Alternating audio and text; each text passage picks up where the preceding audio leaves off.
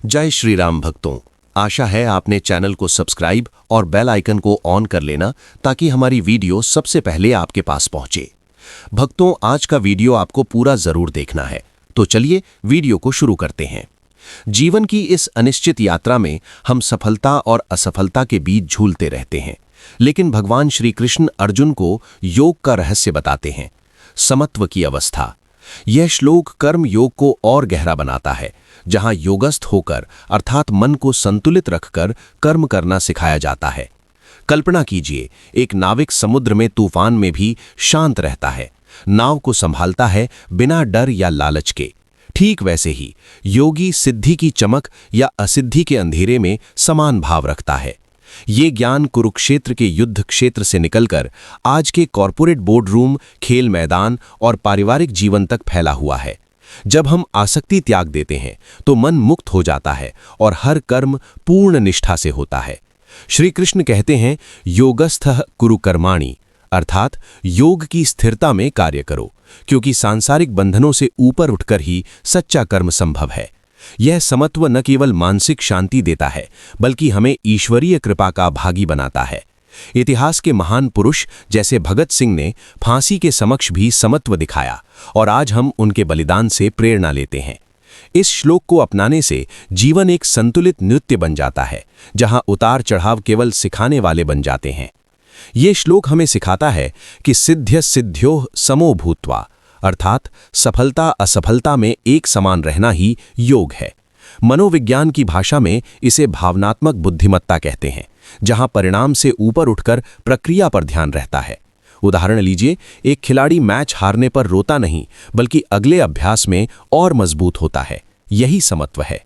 जीवन में परीक्षा, नौकरी के इंटरव्यू, व्यापारिक सौदे, हर जगह ये लागू होता है। अगर हम असफलता को व्यक्तिगत हार मान लें तो अवसाद में डूब जाते हैं, लेकिन योगी इसे सीख मानता है।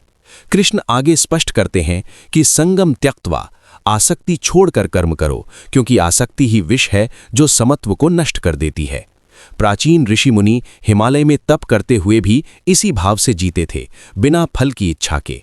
आज के युवा जो स्टार्टअप में असफल होते हैं, अगर इस श्लोक को जाने तो पुनरुत्थान कर सकते हैं। ये ज्ञान हमें सिखाता है कि सच्ची सिद्धि बाहरी नहीं, आंतरिक संतुलन में है। जब हम समत्व अपनाते हैं तो रिश्ते, कार्य और जीवन सब सुंदर हो जाते हैं।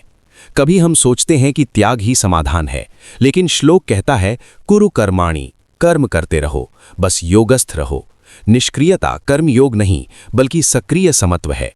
स्वामी विवेकानंद ने शिकागो में भाषण देते हुए असफलताओं का सामना किया, लेकिन समान भाव रखा और विश्व पटल पर भारत का नाम रोशन किया। इसी तरह अब्राहम लिंकन कई चुनाव हारने के बाद राष्ट्रपति बने, समत्व की शक्ति से। आधुनिक विज्ञान में भी न्यूरोसाइंस बताता है कि संतुलित मन से निर्णय लेना बेहतर होता है। ऑफिस में बॉस की डांट पर गुस्सा न करें, बल्कि सीख लें। प्रमोशन न मिले तो निराश न हो, अगला प्रयास करें। ये श्लोक हमें नारी पुरुष, अमीर गरीब सबके लिए समान मार्ग दिखाता है। समाज में जाति धर्म के भेदभाव को भी समत्व से मिटाया जा सकता है। कृष्ण का ये उपदेश सार्वभौमिक है, जो हर युग में प्रासंगिक रहता है। अपना कर देखें, एक सप्ताह में मन की शांति अनुभव करेंगे। व्यावहारिक रूप से ये श्लोक ध्यान और माइंडफुलनेस का आधार है। सुबह प्राणायाम करें, दिन भर समत्व की स्मृति रखें, कार्यकुशलता दोगुनी हो जाएगी। पश्चिमी दुनिया में स्टोइक दर्शन इसी पर आधारित है, जहां एपिक्टेटस कहते थे, हमें वही परेशान करता है जो हम सोचते हैं। श्री कृष्ण यही कह रहे हैं, सिद्धि असिद्धि को समान मानो। वैवाहिक जीवन में भी जीवन साथी के व्यवहार पर प्रतिक्रिया न देकर समर्पण रखें, रिश्ता मजबूत होगा। खेल, कला, राजनीति, हर क्षेत्र में विजेता यही अपनाते हैं। कंपनियां अब योग ट्रेनिंग दे रही हैं, उत्पादकता बढ़ाने को। एक दिन का प्रयोग करें, हर कार्य से पहले समत्व की प्रार्थना करें, शाम को अंतर महसूस होगा। ये श्लोक जीवन को सरल बनाता है, संघर्ष को आनंद में बदल देता है। अंत में समत्व योग हमें परमात्मा से जोड़ता है। सब कुछ ईश्वर की इच्छा है, हम केवल साक्षी हैं। भक्त मीरा, संत तुकाराम ने इसे जिया, जहर पीकर भी मुस्कुराए। आज हम भी इसे उतारें, आध्यात्मिक उड़ान भरें। जीवन क्षण भंगुर है, समत्व से अमर हो जाता है। इस श्लोक को हृदय में बसा लें, चमत्कार देखें।